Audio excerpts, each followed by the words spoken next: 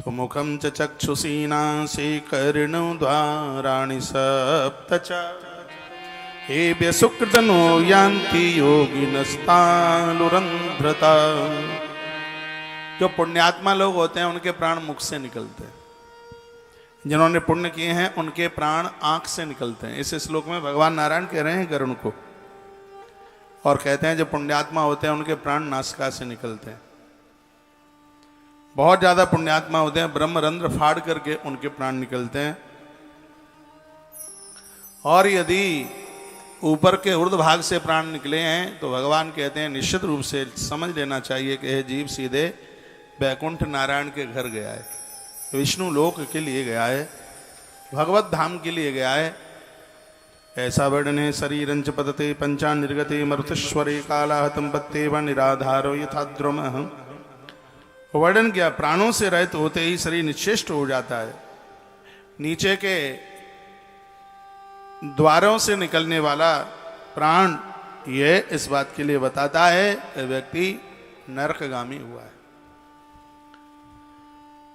इसलिए मनुष्य जीवन मिला है और यह मानव जीवन ज्यादा से ज्यादा धर्म कर्म सदकर्म करने के लिए है।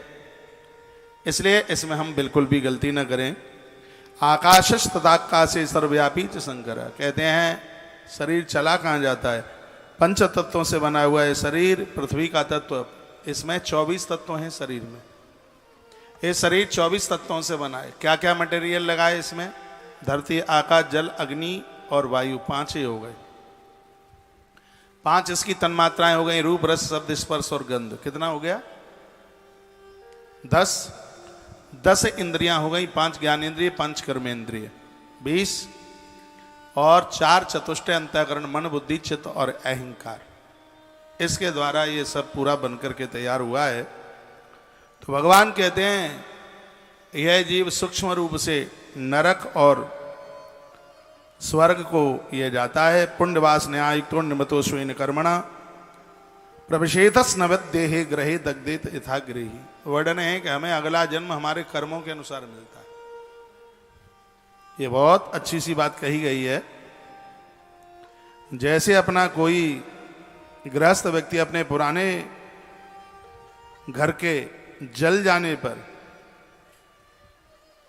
फिर वह कोई नया दूसरा घर खोज लेता है,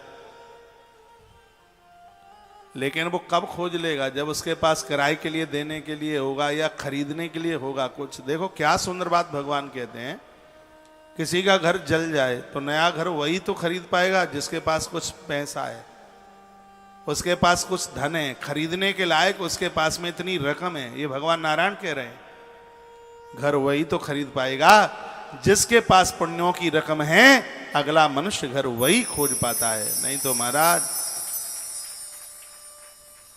कीड़ा मकोड़ा बनकर के बड़ा कष्ट भोगता है। इसलिए हमें और आपको यह चाहिए, सुदिव्य देहो विराजम्रस्त सुवर्ण रत्नाभर लेपेते दान प्रभावा समान भावा प्राप्नोत नाकम सर्वपूज्यमानः। सुंदर दिव्यधारी महामानव अगली बार भी ऐसा ही जीवन, भारत की धरती, मनुष्य जीवन, अच्छे घर खानदान परिवार में जन्म लेना, ये सब हमारे वर्तमान पर डिपेंड है। आगे की चिंता मत करो, पीछे को भूल जाओ, वर्तमान सुधार लो। गीता भी यही कहती है। प्राय लोग अतीत में जीते हैं या भविष्य में जीते हैं, वर्तमान में नहीं जीते। आगे के सपने देखते हैं, ये कर डालूंगा ये कर डालूंगा, और